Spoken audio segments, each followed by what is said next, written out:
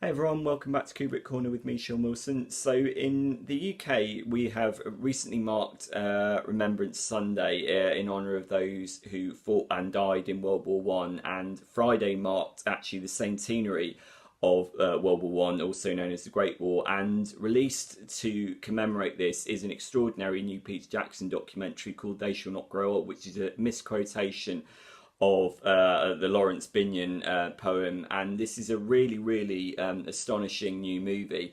It got a limited cinema release before being shown on the BBC on Remembrance Sunday, and that's when I saw it on the small screen. And its impact on the small screen was so profound. I can only imagine what it was like for people who saw it on the big screen. It got a limited cinema release, having shown at the London Film Festival, and then it went out onto the BBC. And I imagine, such is the profundity of its approach and of the subject matter, that I imagine this is going to be shown in schools and educational establishments for many years to come. It's a really exceptional piece of work. So just a little bit of background. Obviously, no doubt you know who Peter Jackson is, best known as the director of like Lord of the Rings and The Hobbit, but going way back before then to things like Heavenly Creatures and Brain Dead and Bad Taste. And what Peter Jackson has done in They Shall Not Grow Old is really quite extraordinary. He's delved into about 600 plus hours of archival World War One footage from both the Imperial War Museum and also the BBC. And he and his team of technical, I'm going to say wizards, have colorized painstakingly colorized the footage, and they've also adjusted the frame rate so you don't get that skittery 24 frames a second effect. And also they have used lip readers to dub over what people might have been saying in certain situations, and what you get is an astonishing living portrait of something that until now has been in black and white, and maybe has in which the passage of time has been very pronounced. Peter Jackson, by doing this with his team, has caused all of those years to basically float away, and it lends an astonishing new perspective on one of the most infamously hideous and bloody conflicts of all time, which was World War One. Was obviously famously the war that introduced mechanized conflict in the form of artillery shells and so on and so forth. And Jackson really does make us see it with new eyes. And to make a point about Jackson, he has always had an affinity with technical effects. If you go back to something like Brain Dead, which at the time was an infamously gruesome, gory sort of comedy horror zombie movie that was really splattery. There's that final scene with the lawnmower, which has got all these kind of rubbery, gory, practical makeup effects. I mean, it's still pretty nasty now, albeit really funny if you've got the stomach for it. But then you contrast that with something like Lord of the Rings, which had that extraordinary merging of CGI and actual physical New Zealand landscapes. So Jackson is somebody who has always used, well, in his best work, has used special effects to enhance our emotional understanding. I think personally he lost it quite badly in the Hobbit movies, which I didn't really like, and also The Lovely Bones, which I thought was terrible.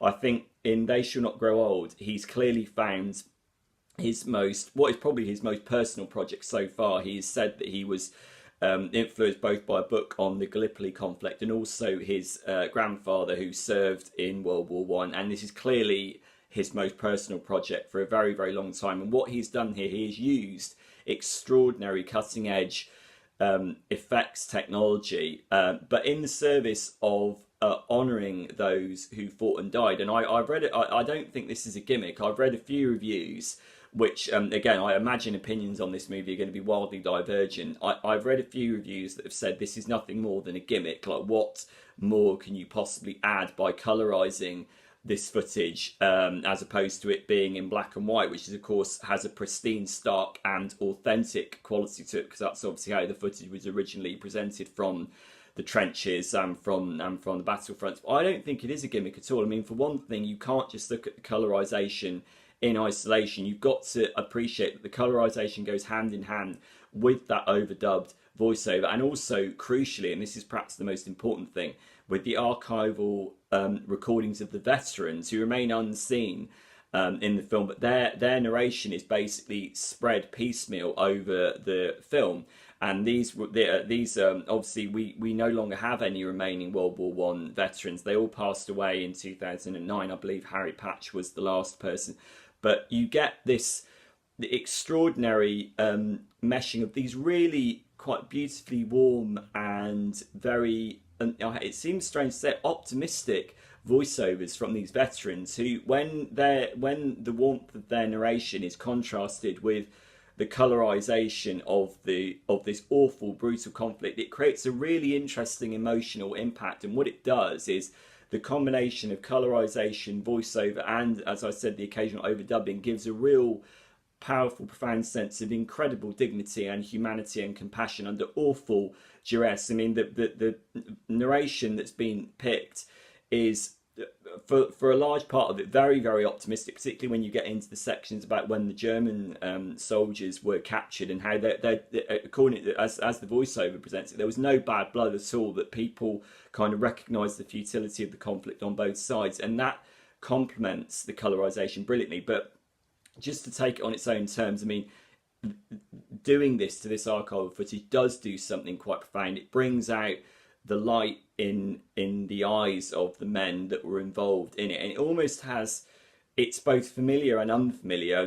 Everyone's seen World War One footage as presented in its original black and white format before, but there's something about this, that you're seeing footage that you might have seen before, but it's not necessarily all that familiar because of what's been done with it. It's very hard to describe the kind of elusive logic of what Jackson has done here. It's almost akin to a dream, in which, when you're presented with something in a dream, the presentation of it might be discombobulating and confusing, but you recognise this kind of underlying emotional logic of what you're being told within your own head. And it kind of, what Jackson has done here creates a very, very primal association, in spite of the fact that he has actually upgraded and in many ways it's altered a lot of this footage. But I don't think it denigrates the memories of those at all. Opinions will differ. I thought it was very, very powerful, very impressive.